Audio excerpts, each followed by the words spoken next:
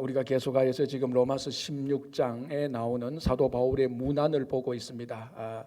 다시 간단하게 말하면 전반부에는 고린도, 지금 이 로마서를 고린도에서 쓰고 있지 않습니까? 고린도에서 로마 교회 교인들에게 문안을 하고 그 사도 바울이 아는 로마 교회 교인들의 이름을 말하면서 소개를 하면서 문안을 하고, 그리고 이제 후반부에는 고린도에 있는 사람들이 로마 교회에 문안하는 이런 명단들이 나옵니다. 그래서 우리가 지지난주에는 이 로마서를 가지고 가는 베베를 살펴봤습니다. 그러니까 베베는 문안하는 사람은 아닙니다. 고린도에서 이 바울이 썼던 편지를 직접 가지고 로마에 배달한 사람이라 그랬습니다. 그래서 전형적인 배달의 민족이다, 제가 그렇게까지도 얘기했고요. 이제 지난주부터 이제 실제로 지금 바울이 고린도에서 로마서를 쓰고 있을 때 로마 교회에 있었던 사람들, 바울이 알고 있는 사람들, 그 사람들을 이제 소개하면서 문안하라라고 하는 것입니다. 그 첫 번째가 우리 지난주에 살펴봤던 브리스가와 아굴라 부부, 또는 브리스길라와 아굴라 부부였습니다. 첫 번째로 이 부부를 소개하면서 문안을 했고요.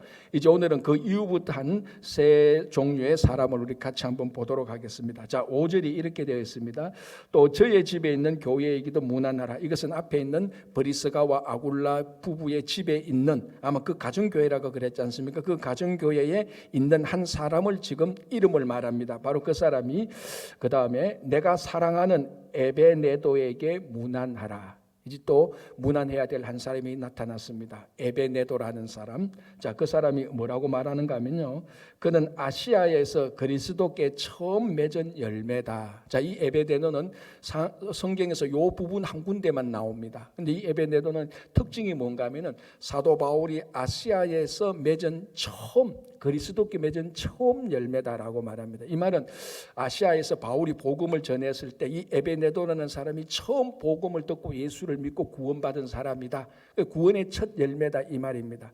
자, 여기서 이제 아시아는 우리가 생각하는 그 아시아하고 좀 차이가 납니다. 즉 우리가 말하는 아시아는 중국, 인도, 죄송합니다, 한국, 베트남, 일본을 다 포함한 이 지역이 아시아지만, 여기서 말하는 아시아는 소아시아, 더 쉽게 말하면 지금의 터키 지역입니다. 그 터키 지역에서, 터키 소아시아 그 지역에서, 더 이제 장소를 말하자면 대부분의 주석가들이 말하는데 이건 에베소스라고 얘기를 하고 있습니다. 사도 바울이 에베소스 사역을 했는데, 이 에베소스에서 이름도 좀 비슷하죠. 에베소스에서 에베네도라는 사람에게 처음 그 지역에서 복음을 전했는데 복음을 믿고 예수를 믿은 사람이다라고 말을 하는 것입니다. 자, 바울의 편지들을 보면은 구원받은 첫 번째로 어느 지역에서 복음을 전해서 첫 번째로 예수를 믿은 사람을 오늘 이 표현처럼 구원의 첫 열매다 이렇게 말을 하는데, 한 군데 더 있습니다. 이게 고린도전서 16장을 보면은 바울이 서데바나라는 사람을 거론합니다. 그러면서 서데바나의 집, 아마 이거는 서데바나 뿐만 아니라 그 집 전체가 예수를 믿어서 구원받은 가정일 겁니다. 그래서 서데바나 집은 아가야에서 처음 맺은 열매다라고 말을 합니다. 첫 열매다. 그러니까 소아시아에 있는 에베소의 첫 열매는 에베네도고, 아가야 지역, 지금의 그 그리스 지역하고 비슷하죠. 그 지역에서 처음 맺은 구원의 열매가 서데바나 집이라고 말을 하는데, 우리 지도를 한번 보겠습니다. 어떻게 됐는가 하면, 첫 번째 지도 여러분 잘 보이시죠? 저 지도에다가 제가 핸드라인을 좀 개성하게 적어놨는데요. 저 에베소 오렌지 컬러로 되어 있죠. 에베소 밑에 이제 그 지역이 지금 터키 지역 아닙니까? 터키의 서쪽 지역, 그 밑에 그 지역에서 에베네도라는 사람이 첫 열매고, 그리고 이제 왼쪽으로 가면 이제 아가야 지역입니다. 그 위쪽이 마게도냐고. 그 아가야 지역에서 첫 열매가 이제 서데바나뿐만 아니라 서데바나 집안 전체입니다. 지도를 딱 보면은 사도 바울이 딱 봤을 때 구원의 첫 열매가 딱 명시적으로 구원의 첫 열매라고 말하는 사람이 에베소와 아가야 지역이 있습니다. 그리고 우리가 사도행전을 보고 바울의 편지들을 쭉 보면은 바울이 어느 지역에서 처음 복음을 전해서 예수 믿은 사람을 구원의 첫 열매라고 말은 안 하지만은 처음 구원을 받은 이런 사람, 구원받은 사람들의 이름이 기록되어 있는 부분들이 있습니다. 어떤 부분에는 안 기록되어 있고요. 기록되지 않았다고 해서 그 지역에 구원받은 첫 열매가 없다는 말은 아닙니다. 그런데 명시적으로 확실히 구원받은 첫 열매라고 말은 안 하지만 첫 열매에 해당되는 사람이 딱 한 사람 확실하게 있습니다. 그 사람이 누군가 하면은 저 지도에서 보면은 아가야 위에 마게도냐 지역입니다. 저 지역의 중요한 도시가 빌립보인데 빌립보에 누가 있었는가 하면은 자주장사 루디아가 있었습니다. 이 사도행전 16장 17장을 보면은 사도 바울이 아시아 지역 소아시아 지역에서 마게도냐에 있는 사람이 건너와서 도우라는 한상을 받고 하나님의 음성을 듣고 마게도냐로 건너갑니다. 그게 유럽 지역이죠. 지금의 유럽 지역이죠. 그 마게도냐로 건너가서 제일 처음에 도착한 도시가 빌립보 성 아닙니까? 그 빌립보에서 누구를 만나냐? 바로 자주장사, 꽤 이제 물질적으로 부유한 자주장사 루디아를 만나서 복음을 전하고 예수를 믿게 되는 겁니다. 이 루디아에 대해서 구원의 첫 열매라는 말은 쓰지 않지만은 확실히 구원의 첫 열매입니다. 빌립보 지역의 첫 열매, 마게도냐 지역의 첫 열매일 뿐 아니라 굉장히 영광스럽게 유럽 지역에서 첫 번째로 예수를 믿은 사람입니다. 대단한 신앙의 영광이죠. 바울이 아시아에서 건너가서 유럽 지역에 처음 만난 여인에게 복음 전할 그 사람이 바로 자주장사 루디아입니다. 자, 지도 한번 보겠습니다. 두 번째 지도. 이제 저렇게 되죠. 확실히 이름만 나온 것만 봐도 에베소에서는 에베네도, 그리고 아가야 지역의 스데바나 집안, 그리고 그 위쪽에 빌립보 지역의 루디아, 그 외에도 각 지역마다 구원의 첫 열매들이 굉장히 많이 있습니다. 자, 그러면 저 구원의 열매, 첫 열매 지도를 보면서 한 가지 제가 여러분들에게 질문을 해보겠습니다. 여러분들은 그럼 지금 세계 지도 또는 한국 지도나 미국 지도를 딱 펴놓고 여러분들이 맺은 구원의 첫 열매가 어디 있는지 한번 표시해 볼 수 있겠습니까?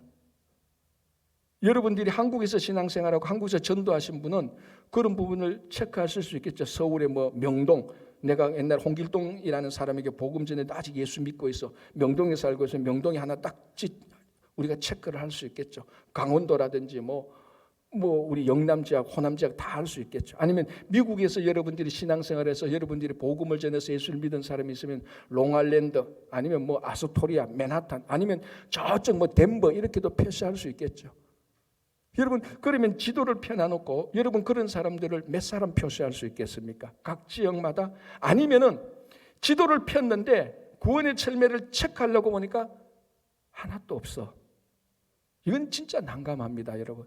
나중에 하나님의 심판대에 가서 하나님께서 우리를 불러서 가지고 야 홍길동, 야 지도 펴봐. 지도 딱 폈는데 여러분은 무슨 말하고 싶습니까?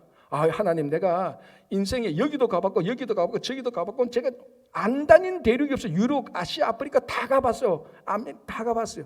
하나님께서 그 소리 듣고 싶어 하겠습니까? 지도를 보면서 그거 싹 치우고 지도 펴놓고 너가 맺은 구원의 열매를 한번 체크해보라고 하나님께서 그렇게 우리 앞에 지도를 내놓으실 겁니다.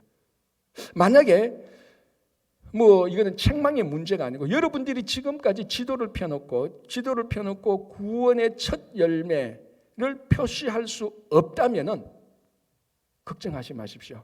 11월 24일 친구 초청 잔치가 있습니다. 걱정하지 마십시오. 여러분 심판대 앞에서 지도 펴놓고 통과할 수 있는 빅 이벤트가 있습니다. 친구 초청 잔치가 있습니다. 물론 우리가 사역을 하지만 정말 오늘 이 에베네도를 보면서 내 인생에 에베네도가 있었는가를 한번 생각해 보시기 바랍니다. 내가 미국에서 뉴욕에서 신앙생활하는데 내 인생에 뉴욕에서 에베네도 구원의 첫 열매가 없다면은 막 괴로워하고 자책하지 마시고 정말 이번 우리 친구 초청하는데 그 사람 한번 기도하면서 그 사람을 데리고 와서 하나님, 이 사람이 나의 에베네도 구원의 첫 열매가 되게 해 주십시오라고 할 때 그 기도를 듣는 하나님께서 얼마나 기뻐하시겠습니까? 이게 우리 성도들이 지도를 보는 관점 아닙니까? 야, 여기는 정말로 관광지고 비용이 비싸고 가면 끝내줘. 그거를 보는 게 아니고 이 지역에 살고 있는데 내가 정말 구원의 첫 열매가 있는지, 첫 열매가 있었다면 두 번째 열매는 얼마나 있었는지 그거를 볼 수 있는 여러분 지도를 보는 그런 눈을 가지고 이번 정말 친구 초청 잔치 때 한 영혼이라도 여러분 좀 초청해서 그 사람이 여러분들의 구원의 첫 열매가 있는 분이라면 두 번째, 세 번째 열매가 되시기를 꼭 바랍니다. 자, 6절 보겠습니다. 이렇게 되어 있습니다. 너희를 위하여 많이 수고한 마리아에게 문안하라. 자, 이제 에베네도에게 문안을 했고 그다음에 이제 마리아에게 문안합니다. 자, 이 시대에서 여자들 이름 가운데 가장 흔한 이름이 마리아입니다. 철수영이처럼. 그러니까 그 시대에 마리아 그러면은 어느 마리아 이렇게 물었을 겁니다. 로마교회 마리아 1, 2, 3, 4, 5, 6, 7, 8인데 어느 마리아? 이렇게 물었을 겁니다. 그런데 오늘 바울은 말합니다. 많이 수고한 마리아. 그러면 로마교회 교인들은 마리아는 이름이 10명 있었다 할지라도 많이 수고한 마리아 그러면 다 알아챕니다. 그 사람이야. 그 마리아야. 10명이 있고 100명이 있다면 모두가 다 이구동성으로 많이 수고한 마리아 그 때문에 자기들이 다 알아듣는 그 마리아를 말하고 있는 것입니다. 그래서 바울은 많이 수고한 마리아 이렇게 간단하게 표시를 하고 있습니다. 소개를 하고 있습니다. 자, 우리가 앞으로도 계속 보겠지만은 사도 바울이 문안 인사를 하면서 한 사람 한 사람을 지금 소개하면서 문안 인사를 하지 않습니까? 이 소개하는 패턴에 두 가지 특징이 있습니다. 첫째가 뭔가 하면은 바울과의 개인적인 관계를 좀 말합니다. 그런데 이건 그렇게 중요하진 않아요.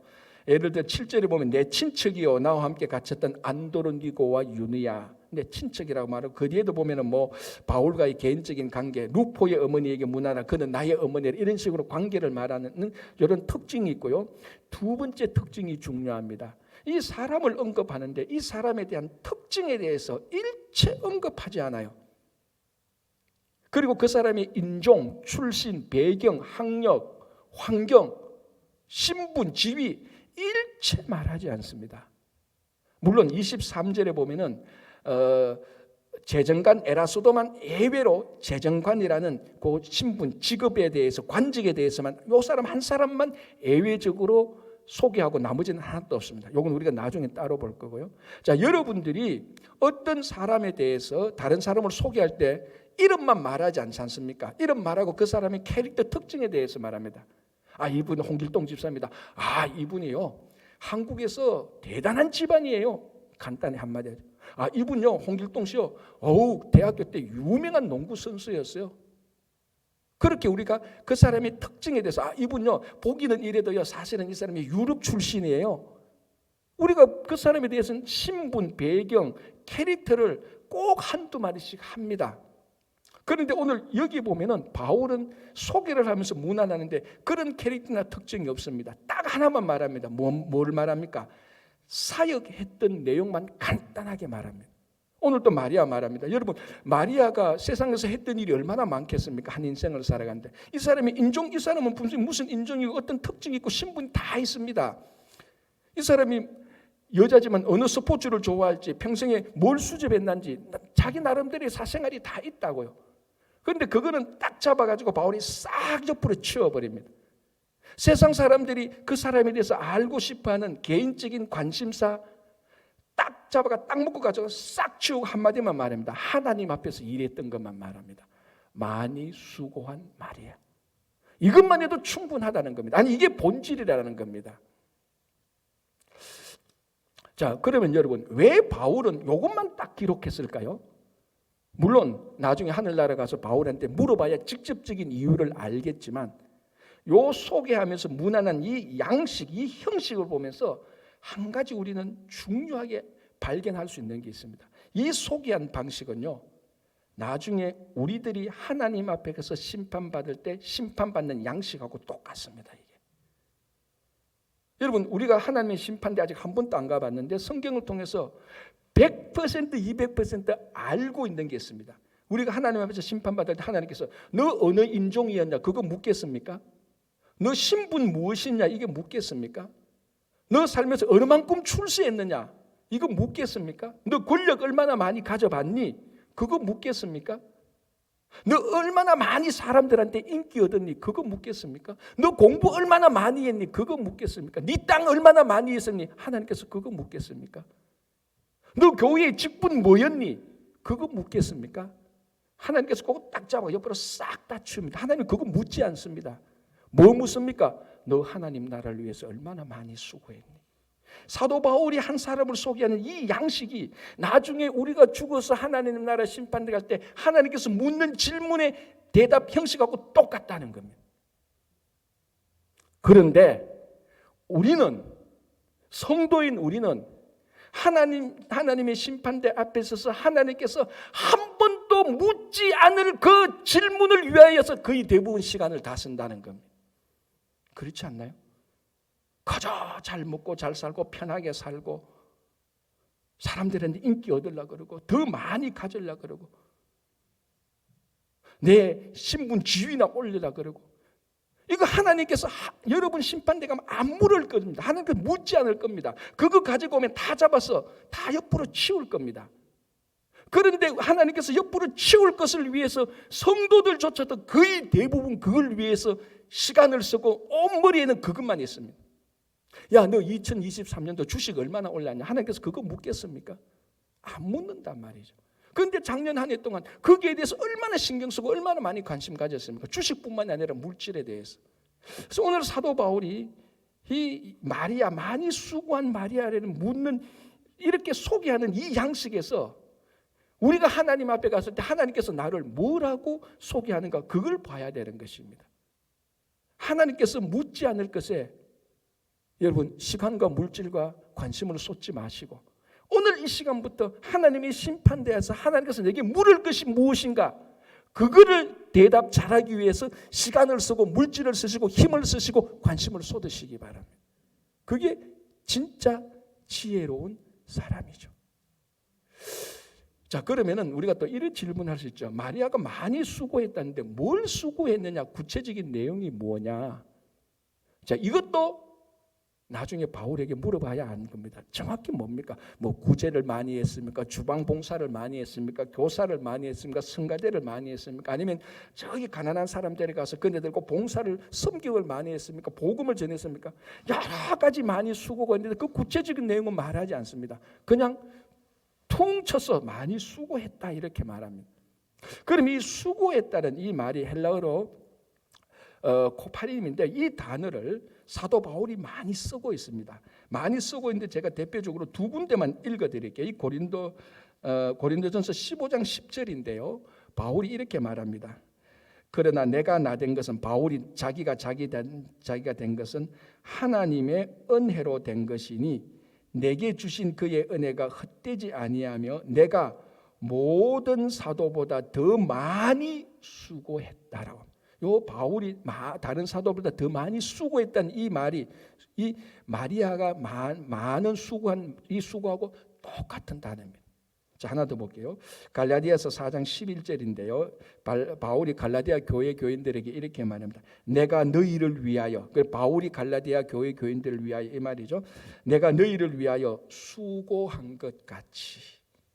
그러니까 마리아가 많은 수고를 한 것은 사도 바울이, 대사도 바울이 갈라디아 교회를 위해서 많이 수고한 것하고 똑같은 퀄리티를 가진 수고라는 것입니다.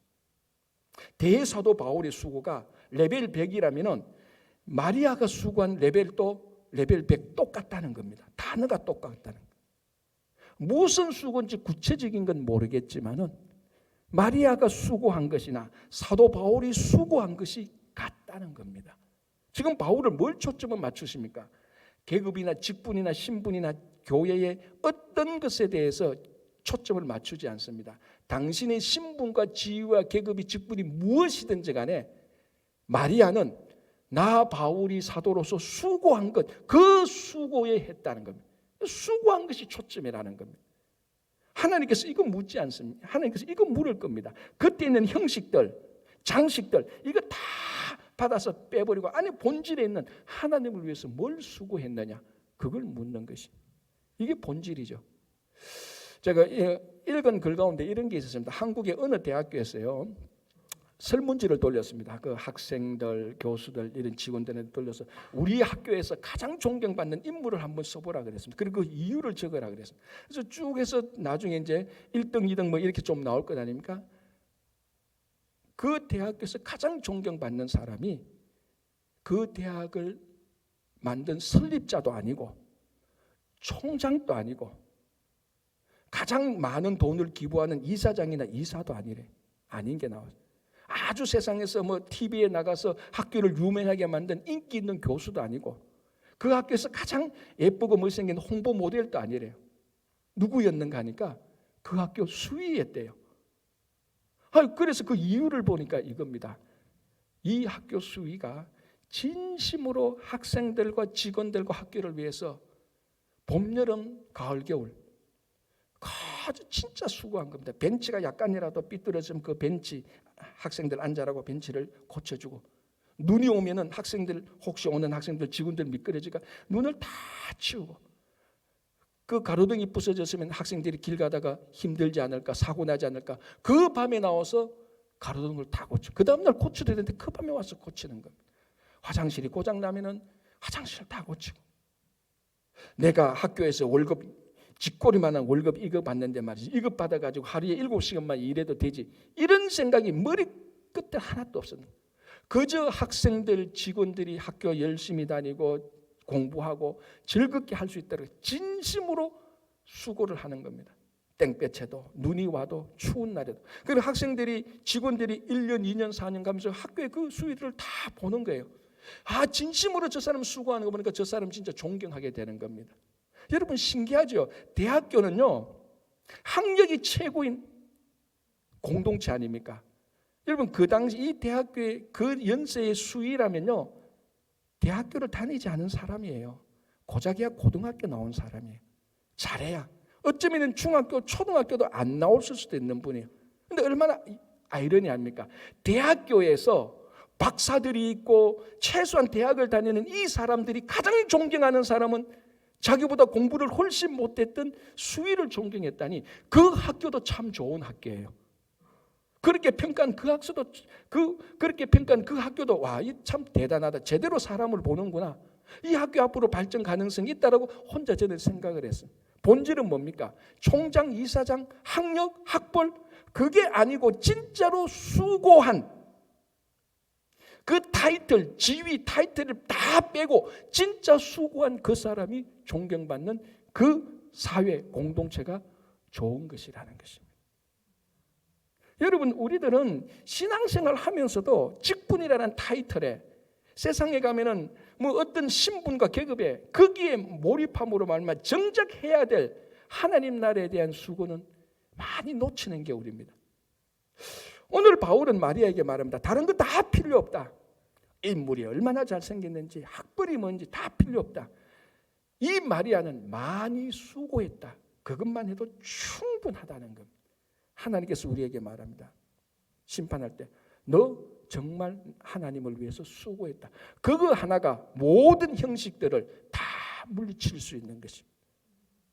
여러분, 여러분들이 직분이 무엇이든지 간에, 여러분들이 학력이 무엇이든지, 학벌이 무엇인지, 얼마나 많이 알든지 간에 그거 하나님께서 안 보십니다.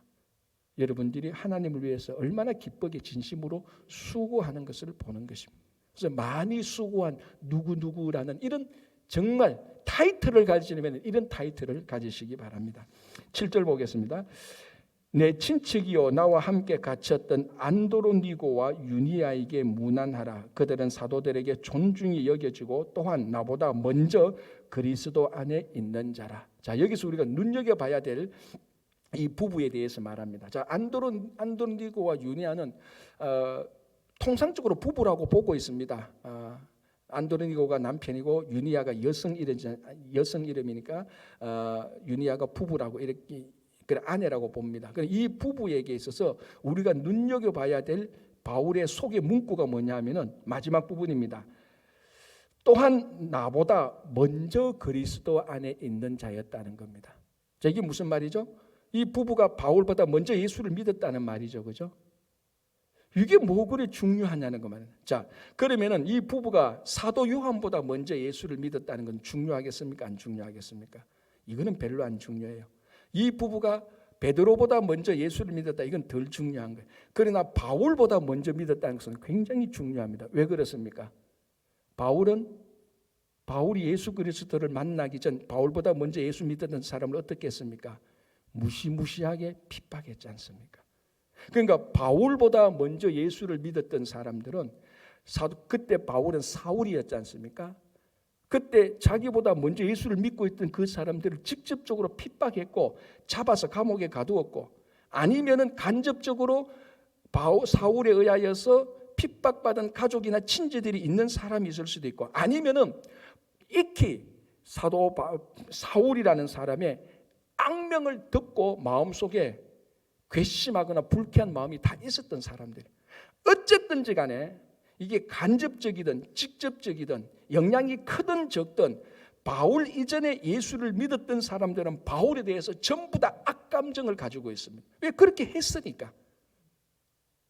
그러니까 이 안드로니고와 유니아 이 부부는 바울이 예수 믿기 전에 그 과거로 돌아가면 바울 그 당시 사울이라는 사람에 대해서 최소한 와, 저 사람은 우리를 잡아 죽이는 사람이야. 우리의 핍박자야.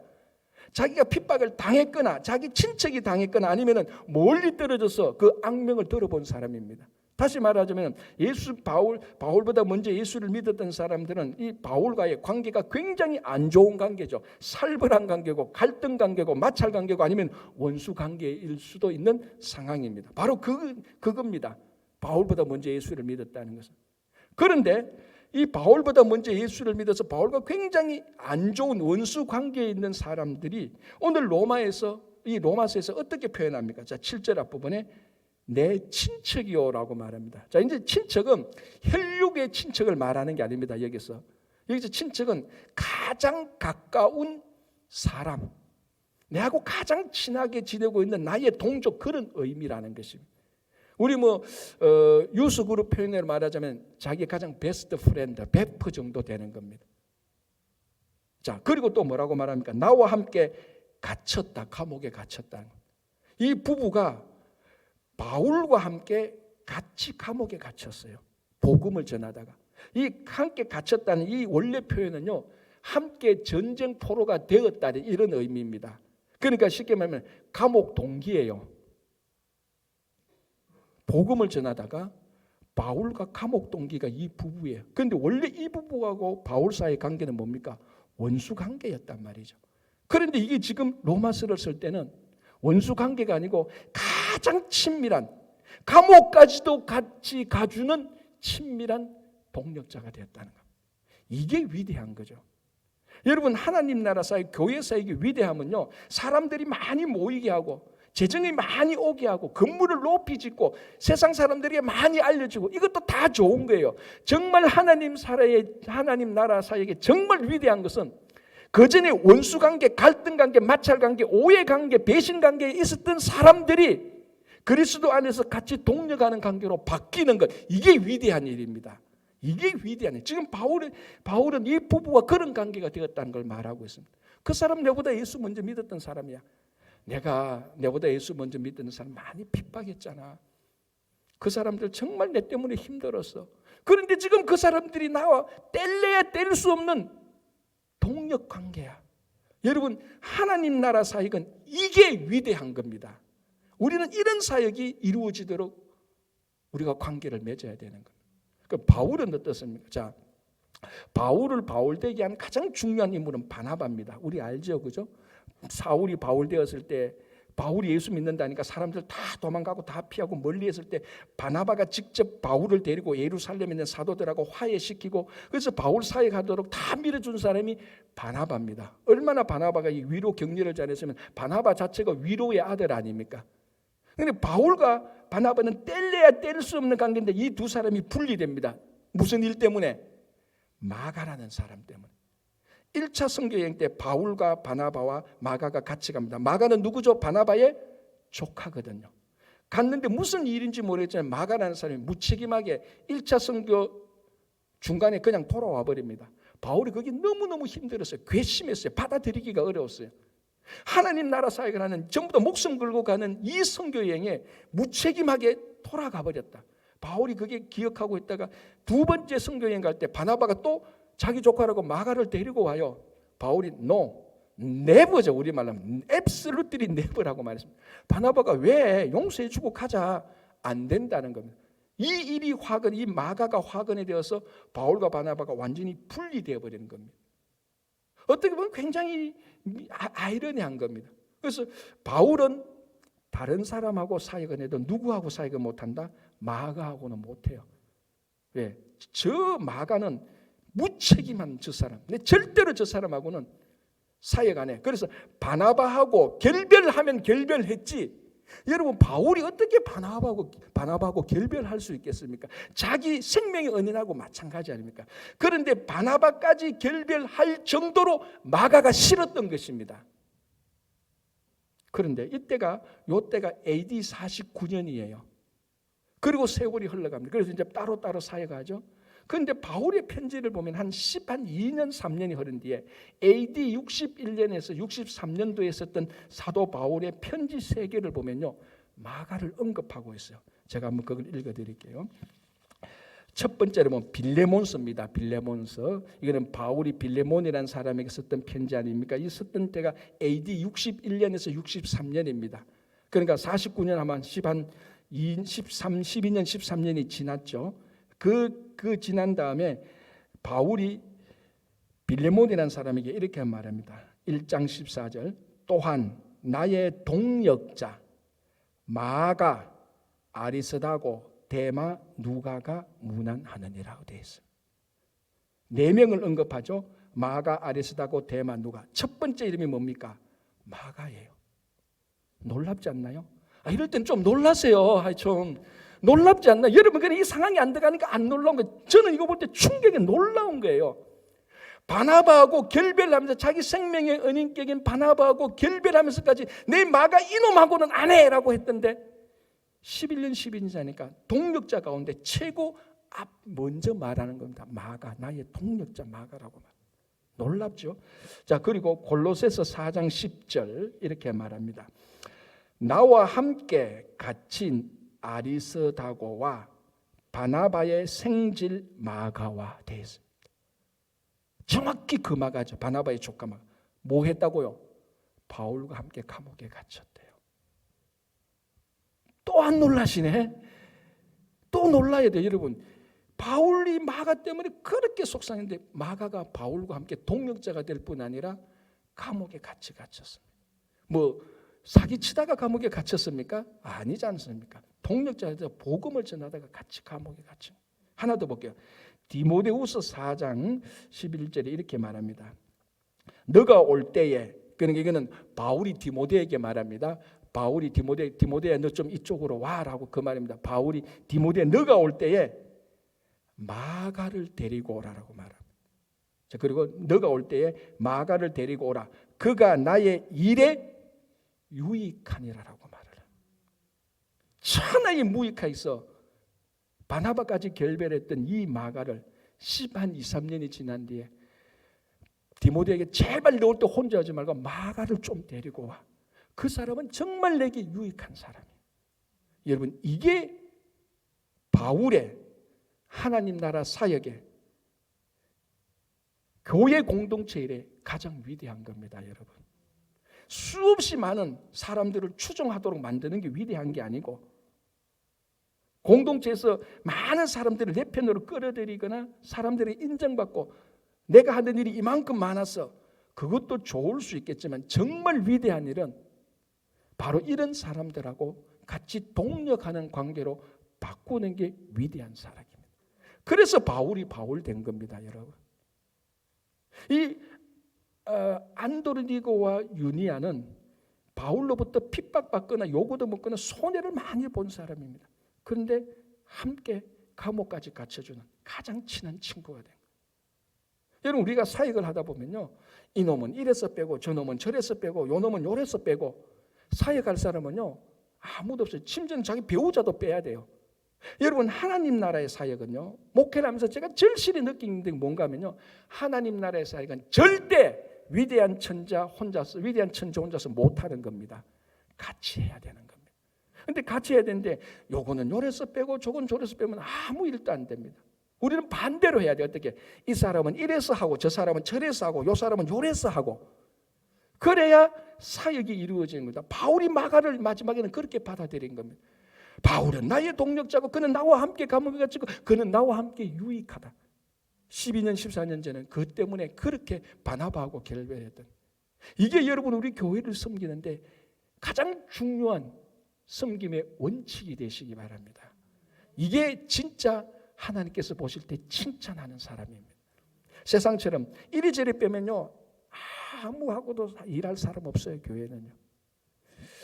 자, 또 하나 더 보겠습니다. 이 부부에 대해서 이렇게 말합니다. 중간 부분이요. 그들은 사도들에게 존중이 여겨지고 라고 말합니다. 다른 데 보면 사도들 가운데서 유명해졌다 또는 사도들 가운데서 인정받았다 이 말입니다. 제가 가끔 이런 말 합니다. 사람은 인정받는 것도 중요하지만 누구에게 어떤 그룹에게 인정받느냐가 중요하다고 얘기했습니다. 만약에 저는 목사인데 산적들이 나를 인정하면 제가 기분이 좋겠습니까? 그 불쾌함이죠. 왜 도둑들이 나를 인정하느냐고. 도둑들 가운데서 내가 유명해지면 안 되지. 그런데 나의 동력자 노회나 우리 동기 같은 목사들이 나를 인정해주면 그거 정말 제가 아너러블하게 생각, 정말 명예롭게 생각해줘. 내하고 같이 사역을 하는 우리 동력자들이 나를 인정해주는구나. 그건 정말로 이 땅에서 신앙의 영광이죠. 또는 함께 신앙생활하는 여러분들이 저를 인정해주면 저는 평생 그걸 나의 영예라고 생각을 하죠. 여러분들이 동력자들이 나를 인정해 주는 것이 영예지. 세상에 유명한 사람들이, 세상의 국회의원이 나를 인정해 본들, 그거는 목사로서 아무런 가치가 없는 인정이에요.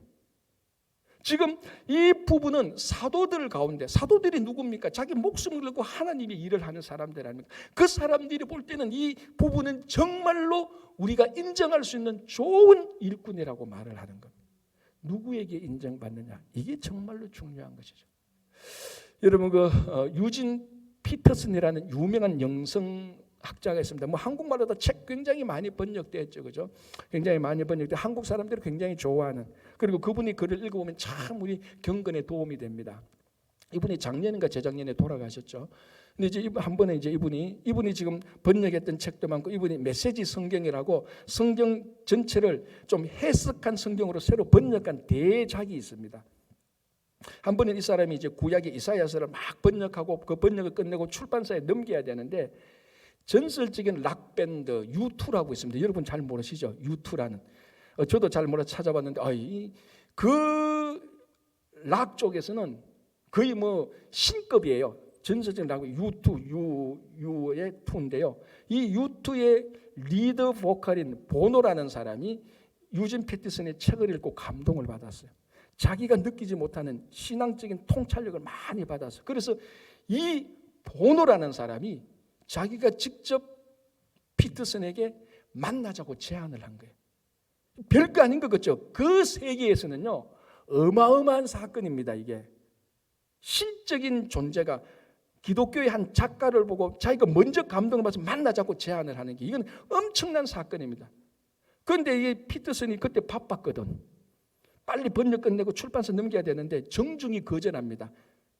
미안합니다. 내가 이 번역하는 걸 빨리 끝냈어요. 미안합니다. 다음에 혹시 기회가 되면 만나자고 거절한 거예요. 이게 세간의 화제가 된 거예요. 어떻게 U2의 리더 보컬리 보노가 만나자고 제안했는데 도대체 당신이 어떤 사람이 그 제안을 거절하는가? 이게 화제가 되었습니다. 그래서 나중에 한번 유튜브 동영상에도 나와요. 이제 인터뷰를 하면서 그 인터뷰 사회자가 묻습니다. 이 일을 끄집어내는 거죠. 피터슨 목사님, 어떻게 보노가 만나자고 제안하는데 그걸 거절합니까? 영어로 보면 Come on, it's 보노 이렇게 말합니다. 보노라니까 당신에게 만나자고 말하는 사람이 보노예요. 이 말의 의미는 뭡니까? 보노가 만나자고 말하면 대통령도 예스라고 말해요. 당신이 보노하고 만났다면 기독교뿐만 아니라 세상에서도 유명해지고 세상 사람들 보노가 존경하는 사람이 당신이구나. 세상에서 유명해지고 세상에서 인정받을 수 있는 그 일확천금의 기회를 당신이 놓친 거예요. 이 말입니다. Come on, it's 보노 이렇게 말합니다. 그 얘기를 듣던 피터슨이 말합니다. 딘, it was Isaiah라고 말합니다. 나는 그때 이사야하고 같이 있었어 이렇게 말한 거죠. 그렇죠. 웃어야 되는 거죠. 보노, 전설적인 락밴드 그런 말 하지만 나는 그때 이사야하고 같이 있었어. 이 말입니다. 그러니까 그 있던 청중들이 다 웃었던 게 크리스찬들. 무슨 의미입니까? 보노, 전설적인 락그룹 밴드 세상 사람들이 다 인정하고 한마디 말하면 그 세계에서 다 움직이는 그 사람, 나는 이사야가 더 좋아. 이사야 선지자하고 같이 했어. 뭐가 잘못된 거야? 이 말입니다. 여러분, 누구에게 유명해지려고 말합니다. 아마 제 그때도 금방 갔을 겁니다. 검색해보고 보노가 날 부른다고 만사제치 넣고 제가 가서 인터뷰에서 막 동영상 막 퍼뜨렸을 겁니다. 내가 이만큼 유명한 사람이. 너희들 날 무시했지. 내가 보노가 내한테 먼저 만나자고 제안했어. 그렇게 했을 겁니다. 그런데 피터슨은 대수롭지 않잖아요. 그거 난 이사야하고 같이 있는데 이사야가 훨씬 더 유명하지 않나? 이사야한테 인정받는 게 더 좋지 않나? 태연하게 그렇게 말했다는 거예요. 여러분, 누구에게 유명해지는 게 제일 중요합니까? 하나님 아닙니까? 정말로 우리는 이미 예수 그리스도를 믿음으로 말미암아 예수 그리스도를 통해서 창조주 하나님에게 인정받고 창조주 하나님이 우리를 자녀라고 인정했고 하나님 앞에서 우리는 다 유명한 사람이에요. 여러분, 이것이 정말 우리 삶 속에 확실하다면은, 분명히 믿는다면요, 우리 삶은 누가 인정하든 안 하든, 사람들이 나를 얼마나 무시하든 비방하든 우리는 흔들리지 않을 겁니다. 이게 제일 중요한 겁니다. 물론 성도들이 세상에서 유명해지는 건 나쁘지 않아요. 피터슨이, 그래서 나중에 피터슨이 보노하고 만나요. 그걸 알고 난데 만나죠. 그런 얘기가 잘 돼요. 물론 피터슨이라는 사람이 보노하고 만나 세상에 유명해지는 건 절대로 나쁘지 않아요. 다 좋아요. 우린 세상에서 연예인보다 더 유명해져도 좋아요. 그러나 이건 항상 2번, 3번이죠. 1번은 뭡니까? 창조주 하나님 앞에서 인정받고 유명해지는 것. 이것이 확실할 때 2번, 3번이 있으나 마나 우리 삶은 흔들리지 않아요. 2번, 3번이 있으면 좋죠. 없다 한들 우리 삶은 상처받지 않고 서운해하지 않고 아쉬움이 하나도 없는 겁니다. 이게 흔들리지 않아야 되는 겁니다. 그런데 많은 성도들이 이게 흔들리니까 교회에 와서도 누가 한마디 말하는데 저 사람이 날 인정 안 하는 것 때 서운해지고, 내가 이렇게 봉사했는데 왜 안 알아줘? 여러분, 그건 다 4번, 5번, 6번, 10번에 1번 하나님 앞에서 유명해지면요 아무 흔들림이 없다니까요. 바람이 불어도 괜찮고, 그래서 사람들이 나를 막 칭찬해도 그 칭찬에 귀 기울이지 않는 겁니다. 사람들이 많이 나를 욕해도 거기에 똑같이 독을 품고 욕하지 않죠. 하나님 앞에서 유명해졌으니까. 한 20년 전에 프랑스의 유명한 요리사가 엽총으로 자살한 사건이 있습니다. 그 사람 이름이 베르나르 라조라는 사람인데, 얼마나 그 사건이 유명했는가 하면 한국 신문에도 나왔어요. 그래서 제가 그 신문을 보고 알았거든요. 2003년도예요. 이 사람이 이제 유명한 요리사인데 왜 자살을 했는가 하면 식당 전문 잡지들이 있지 않습니까? 거기에 이제 요리나 식당 전문 평가들이 평점을 매깁니다. 그 잡지에. 그 평점이 굉장히 영향력이 있죠. 근데 그 전달에 그 식당 전문 잡지에서 자기 식당, 자기 요리가 평점이 19점에서 17점, 2등급 이게 다운돼 버린 거예요. 이걸 견디지 못하는 거예요. 그 식당 전문 잡지가 자기 평가를 낮추었고, 그 전문가들이, 비평가들이 자기 평가를 낮추었다는 것이 막 불안하고 염려한 거예요. 이게 어디에 영향을 미치는가 하면 미슐린 가이드 우리 알지 않습니까? 뭐 미슐린 별 몇 개 이렇게 해서 거기에 또 영향을 미치고 그 등급이 아래로 조정될까 불안하고 염려해서 그걸 견디지 못해서 총으로 자살한 사건이 있습니다. 이게 또 요리사들한테는 그런 일이 또 이해 가능하대요. 가만히 생각하면 세상적으로 보면 이해 가능해요. 여러분, 많은 연예인들이 인기 떨어지고 팬들이 사라지니까 그 뭐 불안하고 염려해서 초조해서 그것이 화근에 돼서 자살하는 사건들 많지 않습니까? 이 베르나르 라조가 예수를 믿었는지 안 믿었는지는 저는 모릅니다. 그러나 제가 방금 말씀드린 것처럼 자기가 어디에서 유명해지는가를 확실히 알고 그 유명해지는 분야가 하나님 앞이라고 확실히 믿었다면 19에서 제로로 다운된들 뭐가 흔들리겠습니까? 그렇지 않습니까? 세상 사람들이 나를 평가 안 해도 정말로 하나님이 나를 인정하고 하나님 앞에서 유명해진다면 그 평가가 기분은 좋지 않겠지만은 내 삶을 흔들지는 않을 겁니다. 그렇지 않습니까? 교회 봉사도 그렇고 우리 삶 전체 다가 그랬습니다. 그래서 우리는 가장 삶의 가장 기초에 하나님께서, 창조주 하나님께서 나를 알고 계시고 사람들이 다 나를 비방하고 모독하고 나를 오해해도 하나님이 나를 알고 계시다는 그 굳건한 확신이 있다면 어느 누구의 비난에도 어느 누구의 칭찬에도 흔들리지 않습니다. 끝까지 주님을 보고 갈 수 있습니다. 그 사람이 안드로니고와 유니아라는 겁니다. 사도들에게 유명했어. 하나님을 섬기는 사람들에게 유명했어. 하나님 앞에서 유명해서 이 말 아닙니까? 바울은 이걸 존중히 여기는 겁니다. 여러분, 그래서 우리가 만약에 그 베르나르 라조가 정말 예수를 믿고 이것만 알았더라면 자살하지 않았을 건데라는 개인적인 진짜 생각이 들더라고. 오늘 이 사도 바울이 무난하는 이 사람들 보면서 이렇게 한번 정리하고 마치려고 합니다. 여러분, 구원의 첫 열매를 맺으시기 바랍니다. 지도를 펴십시오. 체크 한번 해보십시오. 첫째가 있다면 둘째를 하시기 바랍니다. 여러분, 우리의 본질은 하나님께 수고한 겁니다. 하나님께서 묻지 않을 것에 대해서 대부분의 시간을 투자하지 마십시오. 하나님께서 묻는 것에 투자하십시오. 그리고 여러분, 하나님 앞에서 유명해졌습니다. 이미 사람들의 평가에 귀 기울이지 마시고 사람들의 평가에 흔들리지 마시기 바랍니다. 기도하겠습니다. 하나님 아버지, 감사합니다. 우리들의 삶을 되돌아보면서 우리가 예수 믿고 사는 사람들인데, 아버지 하나님, 정말 우리가 세상에 일이 닥치고 결정적인 일이 될 때는 예수 믿는 것을 다 뒤로 팽개치고 세상 사람처럼 살아가는 때가 한두 번이 아닙니다. 주님, 정말 우리가 오늘 이 사도 바울이 무난했던 세 사람들, 에베네도를 본받아서 구원의 열매를 맺고 마리아를 본받아서 많이 수고할 수 있도록, 그리고 안드로니고와 유니아 이 부부를 우리가 본받아서 전에 갈등 관계 불화에 있었던 사람들과 다시 사역하게 해주시고 하나님 앞에서 유명한 걸로 만족하며 살게 하여 주시옵소서. 예수님 이름으로 기도합니다. 아멘.